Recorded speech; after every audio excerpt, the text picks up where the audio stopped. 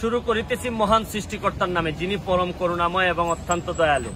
আজকে একটি অত্যন্ত খারাপ একটি জিনিস নিয়ে আপনাদের সামনে দুইটা কথা বলতে চাই। সারা জীবনই শুনে আসছি যে প্রবাসীদেরকে যারা যখন দেশে ফিরেন তখন বিমানবন্দরে বিভিন্নভাবে নির্যাতন নিপীড়নের গল্প আমরা শুনছি।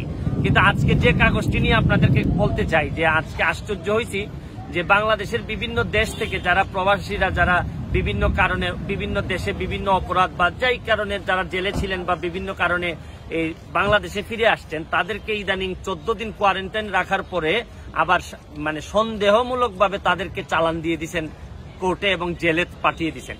আমার কথা হচ্ছে যে প্রবাসীদের ব্যাপারে তো প্রবাসীদের টাকায় যেহেতু এত কথা আমরা বলি যে প্রবাসীদের টাকায় দেশ চলে, কিভাবে সম্ভব যে নিজের দেশে প্রবাসীরা এসে সন্দেহর কারণে যে তারা ভাবমূর্তি নষ্ট করতে পারেন, এই অভিযোগে তাদেরকে কিভাবে আবার জেলে পাঠানো যায়?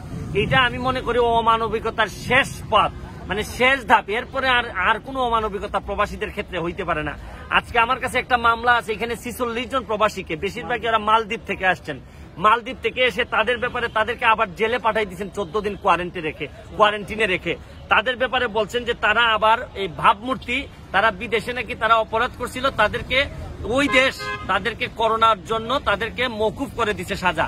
ওই দেশ যেখানে মওকুফ করে দিছে, এই দেশে এনে শুধুমাত্র সন্দেহের কারণে তাদেরকে জেলে পাঠাইছেন এবং এক একটা পরিবার এখন প্রায় 50 থেকে 60 হাজার টাকা লাগবে এদেরকে জেল থেকে ছুটাই আনতে। আমি এই জন্য বলতে চাই যে আমি যতটুকু বিশ্বাস করি, আমি মাননীয় প্রধানমন্ত্রীর দৃষ্টি আকর্ষণ করে বলতে চাই যে আমার বিশ্বাস হচ্ছে কি অ্যাম্বাসেডর যারা বা হাই কমিশনার যারা, তারা ভুল ইনফরমেশন দিয়ে সরকারকে বাধ্য করছে তাদেরকে জেলে পাঠাইতে। আমি মাননীয় নেত্রীর কাছে বলতে চাই যে এটার একটা খবর ভালো করে নিয়ে নেন, কারণ বঙ্গবন্ধুর আদর্শের সরকার কোনোদিন এই কাজ করবে না। এটা অবশ্যই অ্যাম্বাসেডর এবং হাই কমিশনার, অনেক হাই কমিশনার আছেন, তারা তাদের দুর্নীতি ঢাকতে গিয়ে এই প্রবাসী শ্রমিকদের উপর দোষ দিয়ে এই সরকারকে আর প্রবাসীর মুখোমুখি দাঁড় করাই দিচ্ছেন। এইটা কোনোভাবেই হইতে পারে না। আমি এই যারা মাননীয় পররাষ্ট্রমন্ত্রী এবং স্বরাষ্ট্রমন্ত্রী এবং আইনমন্ত্রীর দৃষ্টি আকর্ষণ করে বলতেছি যে এইটা দেখতেই তো খারাপ দেখায়। জননেত্রী শেখ হাসিনা সরকার কোনোদিন এই কাজ করতে পারে না। তাদের আমার বিশ্বাস যে পুরাপুরি ভুল বোঝানো হয়েছে এবং এখন সময় আসছে যে তাড়াতাড়ি ব্যবস্থা নেওয়ার। সব জিনিস নিয়ে তো আমরা হাইকোর্টে গিয়ে রিট করতে পারি না। এইটা সামান্য এইরকম প্রবাসীরা নিজের দেশে ফেরার পরেও যদি তাদেরকে আবার আপনারা জেলে পাঠান, তাহলে স্পেসিফিক কোনো মামলা নাই, কিচ্ছু নাই, যদি আপনারা জেলে পাঠান তাহলে এর চেয়ে অমানবিকতা আর কিছু হইতে পারে না। আর এটা অন্তত বঙ্গবন্ধুর আদর্শের সরকার কোনোদিন করবে না।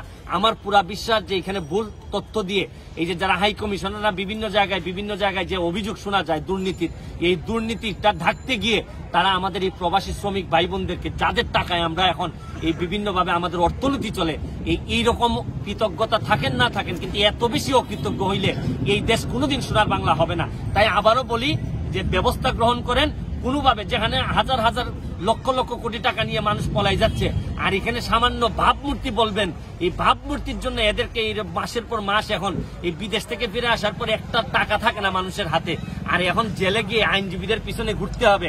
এটা হইতে পারে না, এটা এইভাবে চলতে পারে না। পরিশেষে আবারও আপনাদেরকে বলি যে অন্তত অতটা অমানবিক না হওয়ার আহ্বান জানিয়ে আজকের মতো বিদায় নিচ্ছি। অন্তত প্রবাসীদের এই জায়গা থেকে অন্তত মুক্তি দিবেন বলে আমার বিশ্বাস। ভালো থাকবেন, সুস্থ থাকবেন।